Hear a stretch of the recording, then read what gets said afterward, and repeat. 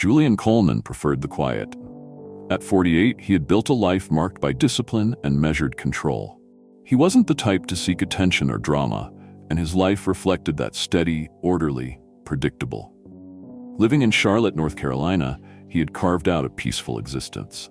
His modest black sedan blended into the suburban streets, and his house, though well-maintained, didn't stand out among the others. He liked it that way. He valued consistency, both in his personal life and his career. Julian wasn't just any man, though. He was the newly appointed chief of police for the Charlotte Police Department. After years of dedicated service and navigating the complicated politics of law enforcement, he had risen to a position of authority. He understood the weight of the badge, the responsibility it carried. Julian had always believed that justice wasn't just about enforcing the law, it was about ensuring fairness, that accountability and trust. That's what he intended to bring to the department. On a crisp evening, Julian was heading home from a long day of meetings with community leaders. His mind wandered to thoughts of his wife's pot roast, waiting for him at home. His job demanded long hours, but she understood the pressure that came with his role. Their quiet dinners together were a welcome refuge from the chaos of his work life. As Julian navigated the familiar roads of Sycamore Avenue, the quiet hum of his engine was suddenly interrupted by flashing blue and red lights in his rearview mirror. His grip on the steering wheel tightened instinctively. His mind raced. He wasn't speeding. No broken taillights, no reason for a stop. But the lights persisted, and a sharp wail of a siren followed. He signaled and pulled to the side of the road, exhaling slowly. His training kicked in. Hands visible, movements slow, demeanor polite. He had spent years advising others how to handle situations like this. Now, he was living it. A patrol car stopped behind him, and two officers emerged. The first, tall and muscular with a buzzed haircut, approached with a flashlight in hand, the beam cutting through the dimness and landing directly on Julian's face. The second officer, stockier with a hardened expression, lingered near the back of the car, hand resting near his holster. Julian remained calm as the officer leaned down toward his window, suspicion etched into his face. "License and registration," the officer barked. Julian's jaw tightened, but his voice remained steady. "Yes, sir," he replied, already reaching toward the glove compartment. He knew better than to question it, at least not yet. This was a routine traffic stop. Except it wasn't. And deep down, Julian knew this was only the beginning. Julian Coleman's grip on the steering wheel tightened as the flashing red and blue lights illuminated the dimly lit street. His heart hammered in his chest as he signaled and carefully pulled his black sedan to the side of the road. His mind raced, but his face remained calm. Years of navigating high-pressure situations had taught him one thing: control the narrative, control the outcome. He rolled down his window and kept his hands visible on the steering wheel. Thus, his breathing steady as he waited for the officers to approach. Two officers stepped out of the patrol car. The first, Officer Daniels, was tall with a lean build and sharp eyes that scanned Julian with thinly veiled suspicion. The second, Officer Reed, was broader, with a heavy-set frame and an expression that seemed permanently hardened. Daniels approached Julian's window, his flashlight cutting through the dim interior of the car, while Reed lingered near the rear bumper, his hand resting lightly on his holstered weapon. "You in a hurry tonight?" Daniels asked, his voice edged with condescension.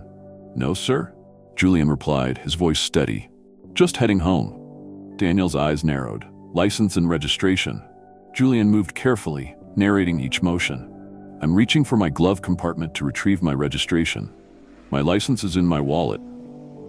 Daniels didn't respond. His eyes tracked Julian's every movement with cold intensity. When Julian handed over his documents, Daniels scanned them briefly before pocketing them. "You know why I pulled you over?" Daniels asked, though his tone made it clear he wasn't interested in an answer. Julian maintained his composure. "No, sir."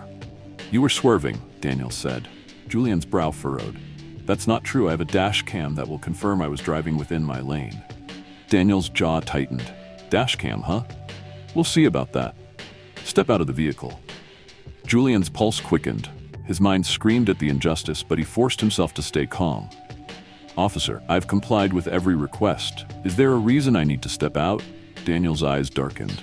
"Step out," Julian took a slow breath before unbuckling his seatbelt and stepping out of the car. The moment he did, Reed moved in, grabbing Julian's arm roughly and spinning him toward the car. The cold metal of handcuffs clamped down on his wrists. "What's the charge?" Julian asked, his voice low. "Reckless driving and resisting," Daniel sneered. "I haven't resisted," Julian replied, his tone even despite the sting of the cuffs cutting into his wrists. Daniels ignored him. Reed shoved Julian toward the back of the squad car. "Get comfortable. You're going to be here for a while," Reed muttered. Julian's jaw tightened as he slid into the back seat. Through the window, he saw the silhouettes of curious neighbors peering through the blinds of their homes, their faces faintly illuminated by the glow of porch lights. No one stepped outside. No one intervened. As the patrol car pulled away from the curb, Julian sat still, his wrists aching from the metal cuffs. His gaze remained steady, his mind already working. Daniels and Reed didn't know who they had just arrested, and soon enough, they would regret finding out. Julian sat stiffly on the cold metal bench in the holding cell, his wrists still aching from the pressure of the handcuffs. The sterile fluorescent lights above buzzed faintly, casting a harsh glow over the cracked concrete walls. He took a measured breath, his eyes fixed on the chipped paint beneath his feet as the events of the last hour replayed in his mind. He had been calm during the arrest, steady even when Daniels and Reed had escalated the situation without cause. But now a quiet fury simmered beneath the surface. He had done nothing wrong, yet here he was, sitting behind bars while the men who put him there congratulated themselves in the next room. Through the narrow window of the cell, Julian could hear the low murmur of conversation. Daniel's voice carried first, casual and amused. "You see how calm he was?" he said with a chuckle. "Like he thought we'd just let him walk away." Reed's voice followed. "Yeah, he had that 'I'm better than you' vibe. But we put him in his place." Julian's jaw tightened, his hands curled into fists at his sides. They were mocking him. They thought they had won. His badge and title were tucked away in his wallet, hidden from view. Daniels and Reed hadn't bothered to check his identity because they had already decided who was a black man behind the wheel, guilty until proven innocent. A loud clang interrupted his thoughts as the door to the holding area swung open. Officer Belle Carter stepped in, clipboard in hand. Her expression was impassive as she crossed the room to stand outside Julian's cell. "You have a visitor," she said, her eyes briefly meeting his. Julian stood, smoothing the creases from his shirt. "And who would that be?" Carter's mouth twitched slightly. "Lieutenant Morgan." The name sent a ripple of relief through Julian's chest, but he didn't let it show.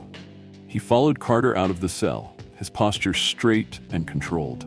In the hallway, Daniels and Reed stood near the processing desk. Daniels leaned against the counter, arms crossed, smirking as Julian passed. "You're lucky it's not worse," Daniels said, just loud enough for Julian to hear. "Next time, maybe keep your hands off the wheel." Julian stopped, his eyes locking with Daniels. His expression was calm, but his tone was ice cold.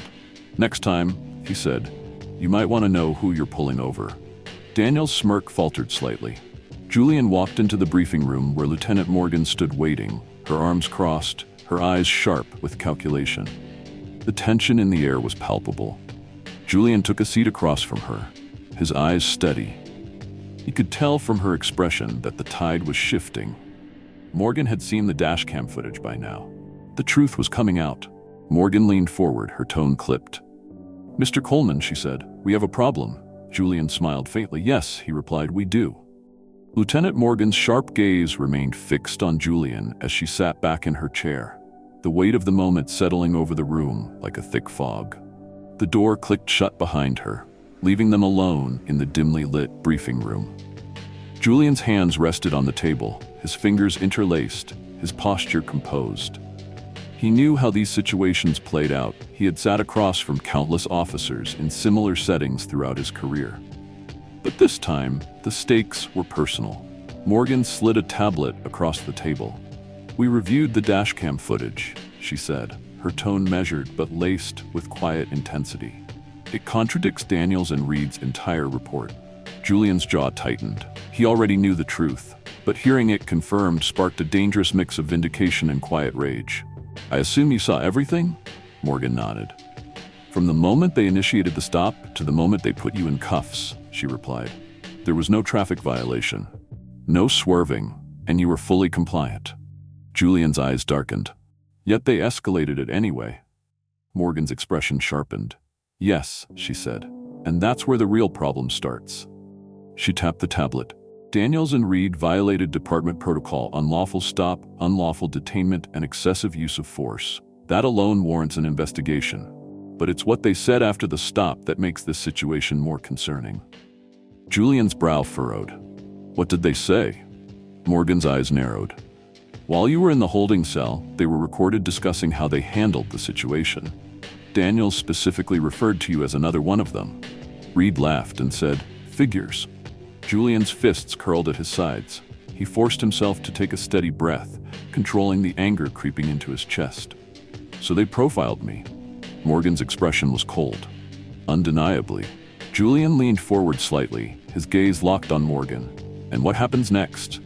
Morgan's lips pressed into a thin line. "We're not sweeping this under the rug. An internal review is already underway. Daniels and Reed have been suspended, effective immediately." Julian's eyes didn't waver. "Good." Morgan studied him for a moment longer. "You understand what's coming, don't you?" Julian gave a small, knowing smile. "This isn't over." Morgan's mouth twitched slightly. "No," she agreed. "It's just beginning." Julian stood at the front of the precinct's main conference room, the overhead lights casting a pale glow on the polished floors. The room was filled with officers, some seated, others standing against the walls. Their faces reflected a mixture of confusion and curiosity.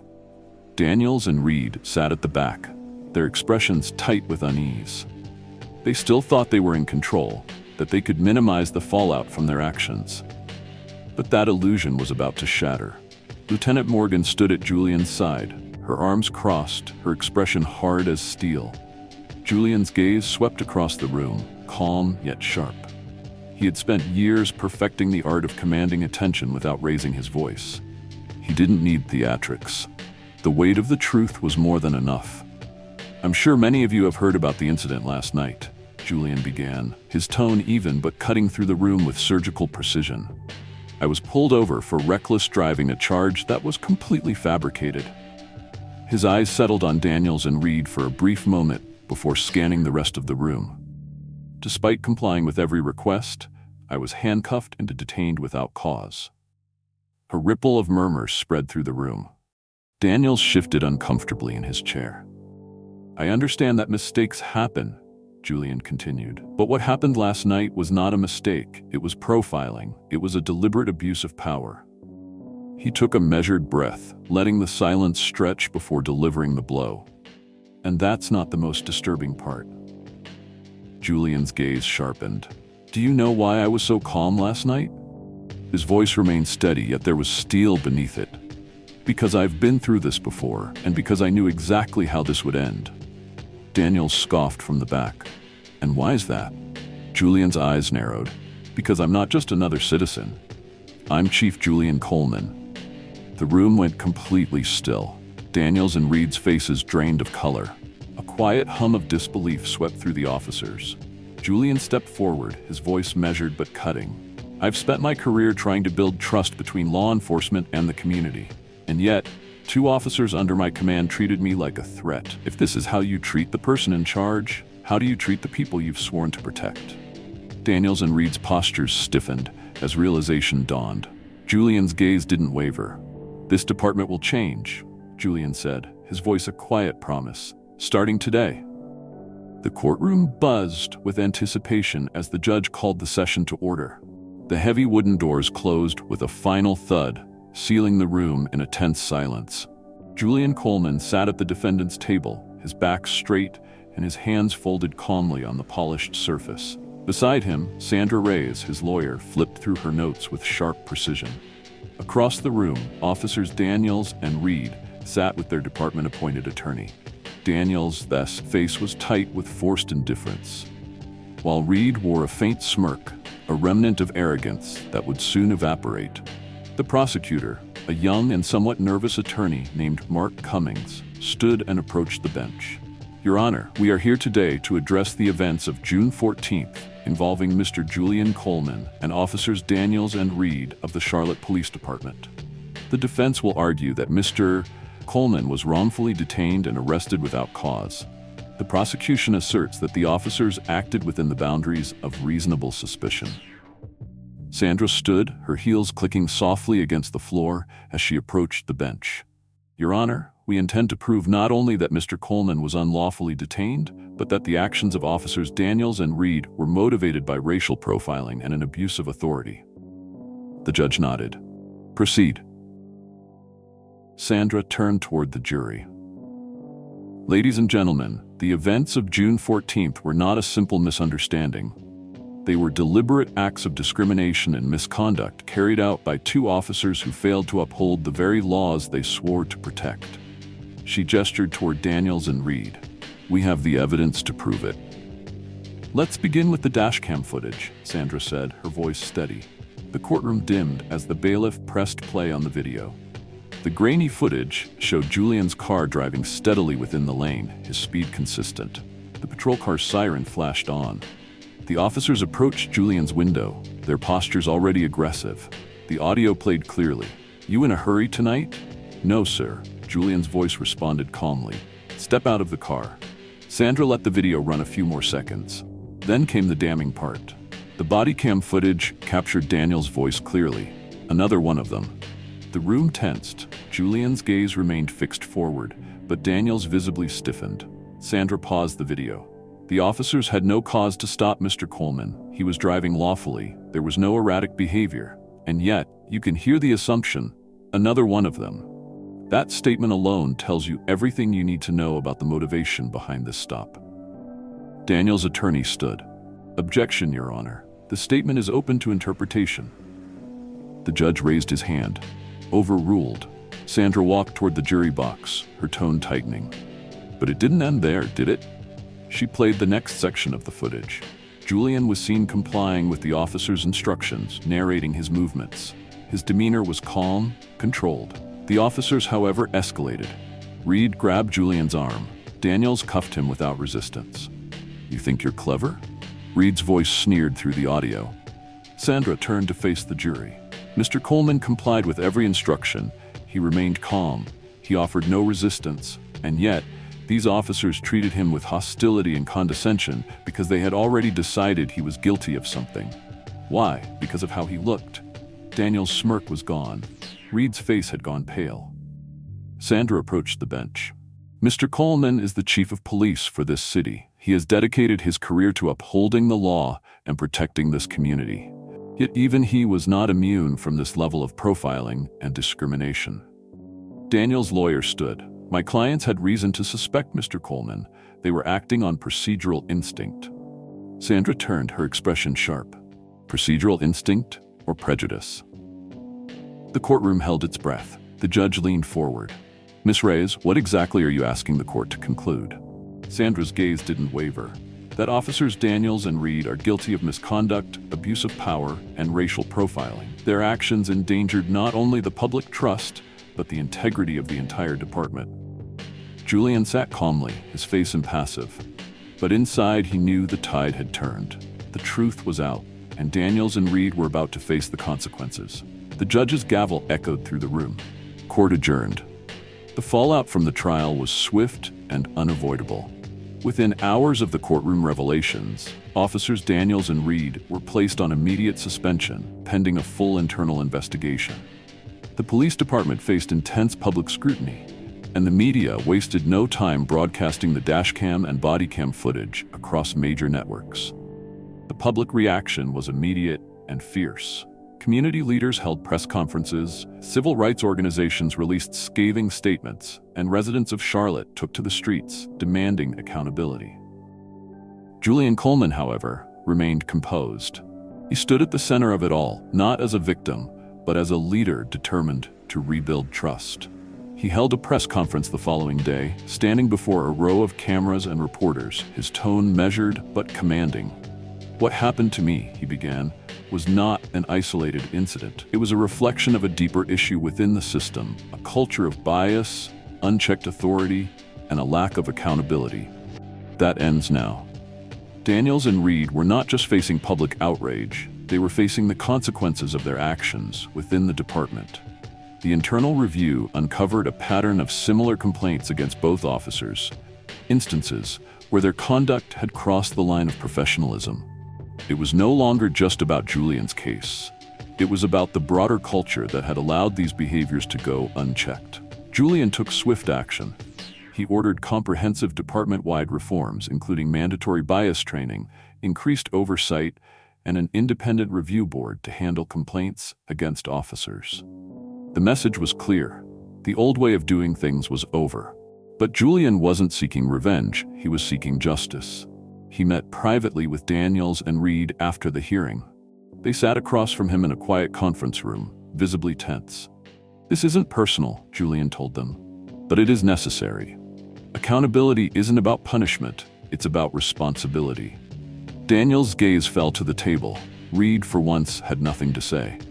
Change wouldn't happen overnight, but Julian knew the first step had been taken.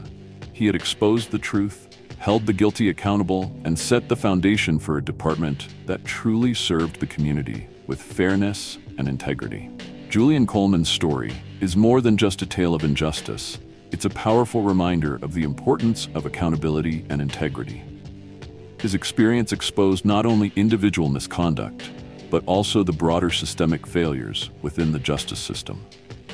Julian's strength wasn't in his title or position, it was in his ability to remain composed in the face of unfair treatment, and to use that moment to push for meaningful change. True leadership isn't about wielding power, it's about setting a standard, even when it's difficult.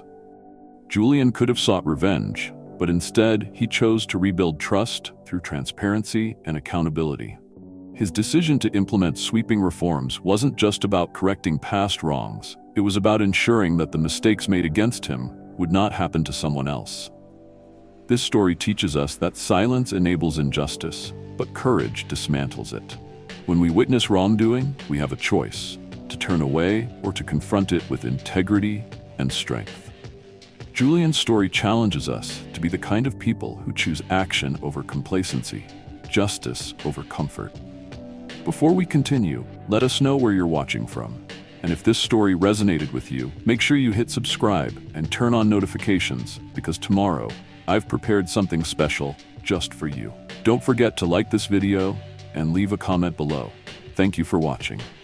As Shaq and the man stepped off the plane, the weight of their earlier exchange still lingered, but now it carried a different energy. The cold barrier of prejudice had melted away, replaced by a newfound understanding. The man, once so sure of his judgments, had come face to face with the depth of his own ignorance. And through Shaq's quiet strength, he had learned a lesson that no lecture, no amount of wealth could have taught him. As they walked toward the awaiting transport that would take them to the hospital, the man finally broke the silence. "I've spent years thinking I knew what it meant to help people," he admitted. "But today, I realize that charity isn't just about giving money. It's about seeing people, treating them with dignity, and recognizing their worth before anything else." Shaq nodded, his expression thoughtful. "Compassion isn't just something you show when cameras are watching," he said. "It's in the way you treat the person next to you, the way you choose to see people beyond the surface." The man exhaled, his gaze fixed on the hospital in the distance. "I won't forget this," he said. "I don't want to just be someone who donates. I want to be someone who listens, who understands." Shaq smiled, his towering frame radiating warmth. "That's a start." And with that, they walked forward. No longer just two men from different walks of life, but two people bound by a greater purpose. The lesson was clear: respect isn't earned through wealth or status. It's given freely, and in doing so, it has the power to change not just one person's perspective, but the world itself. The sun cast a golden glow over the newly built hospital, its glass windows reflecting the promise of a better future. Crowds gathered, their faces filled with anticipation as the ribbons stood uncut before the grand entrance. Doctors, nurses, community leaders, and the very children whose lives would be saved by this facility looked on with admiration. This was more than just a building, it was hope made tangible. Shaq stood at the forefront, towering not just in stature but in the depth of his commitment. The man who had once judged him now stood beside him, no longer with doubt, but with a sense of purpose. As the ceremony commenced, Shaq stepped to the microphone, his deep voice resonating with sincerity. This hospital isn't just about medicine. It's about second chances. It's about making sure no child is left behind, no matter where they come from. Today, we are not just opening doors, we are opening possibilities. With a firm cut, the ribbon fell and the crowd erupted in applause. The hospital was no longer just an idea, no longer a dream. It was real, a place where healing, respect, and compassion would stand as its foundation. If you believe this story carries a powerful message, comment 1. If you think it could be even better, comment 2. Don't forget to like, share, and subscribe for more inspiring stories. Thank you for watching, and we'll see you in the next one.